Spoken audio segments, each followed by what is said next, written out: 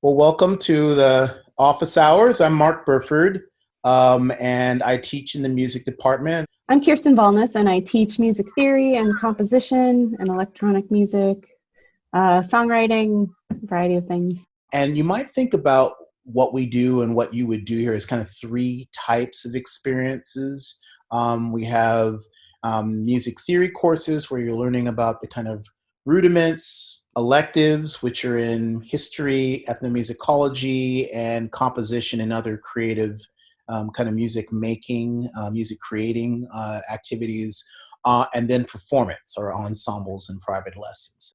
One important principle that makes, I think, Reed different than a lot of places is that we really don't distinguish between majors and non-majors. And by that, I mean most of our activities are populated by music majors, but actually I would say even more so by non-majors. And we don't discriminate between them. We don't, in terms of who can be in ensembles, who can be in classes, who gets private lessons. That's really important because I often get the question, do we audition to be a part of the department? And the answer is no. You don't audition to be a major. You don't audition to participate. You audition to participate in the ensembles. That's a really important thing, that really think about the music department as a kind of umbrella that encompasses both majors and non-majors.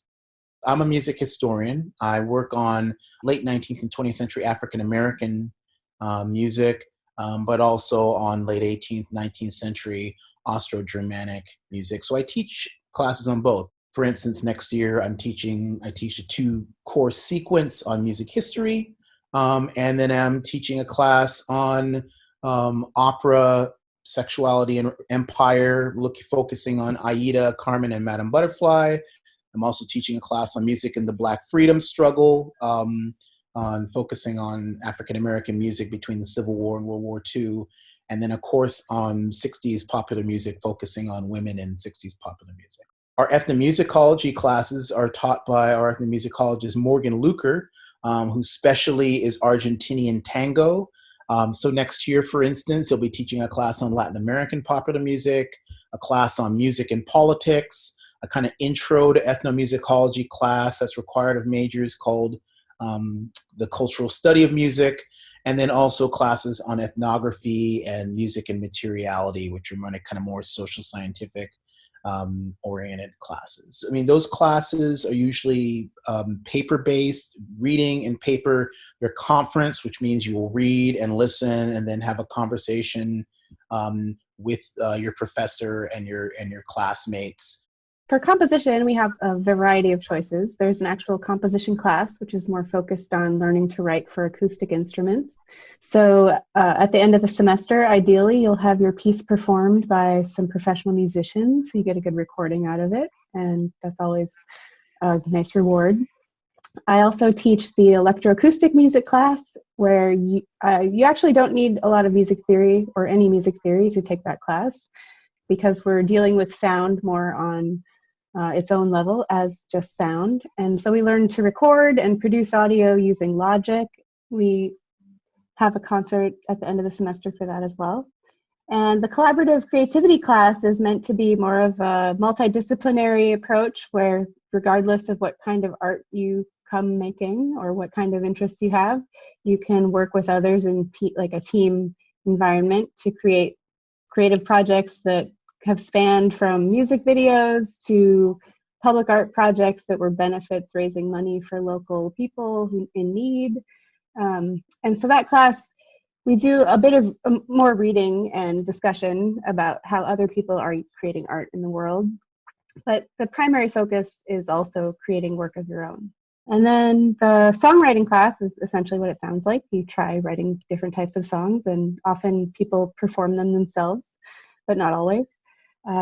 And the music theory courses that I teach are on the later end of the sequence. So chromatic harmony, like all of that wonderful romantic music where you modulate a lot, and eventually it all breaks down and tonality becomes atonality. And that's what the 4th semester of theory will be.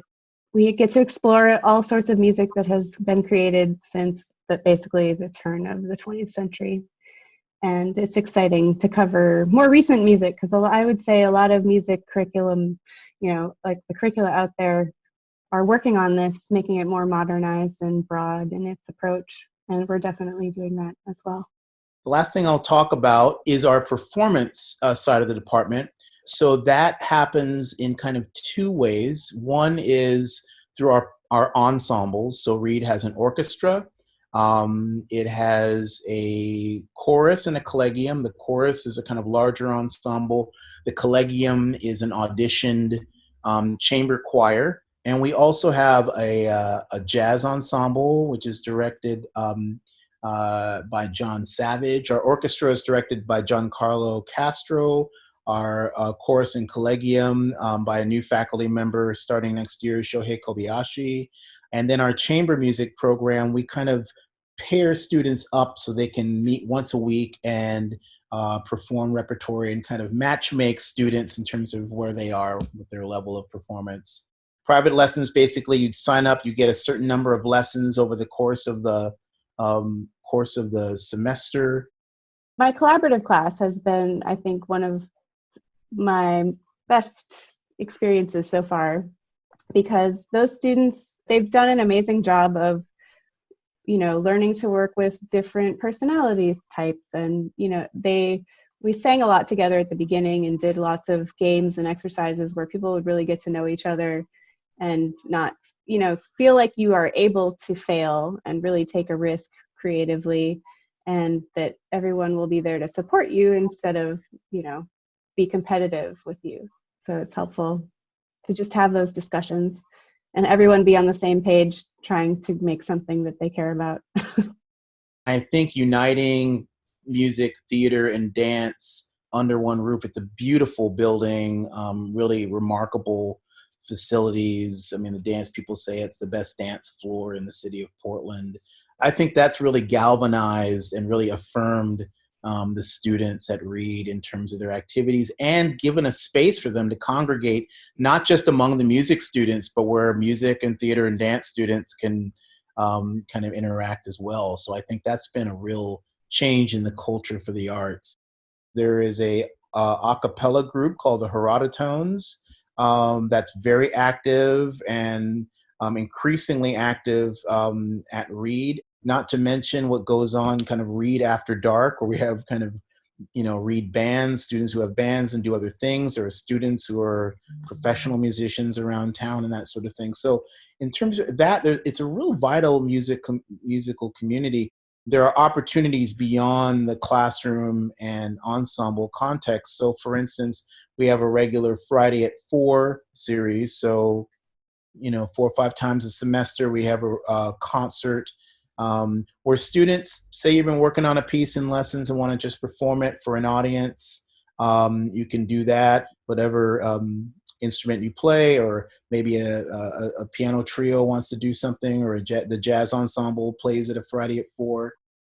I really like that people can have a variety of interests and variety of paths that they want to take in music, that isn't necessarily auditioning for an orchestra, or even though those are totally valid too. But I think one of the benefits of our faculty here is that we have a wide variety of experience with music and its different applications. We've had students who've gone on to grad school. We just had one that was a composer who was accepted to Peabody Conservatory, who was a terrific composer. I can think of a jazz bassist who went on and studied, I want to say Eastman, but I may be wrong.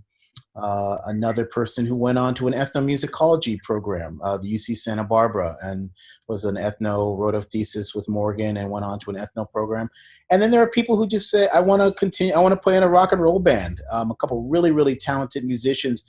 Portland is a great music town. There's a real abundance of riches, but I think being in Portland actually gives you more opportunities than you might think, different opportunities than, say, if you're in New York or Los Angeles. But because it's a small town, I think you can latch on to opportunities pretty quickly.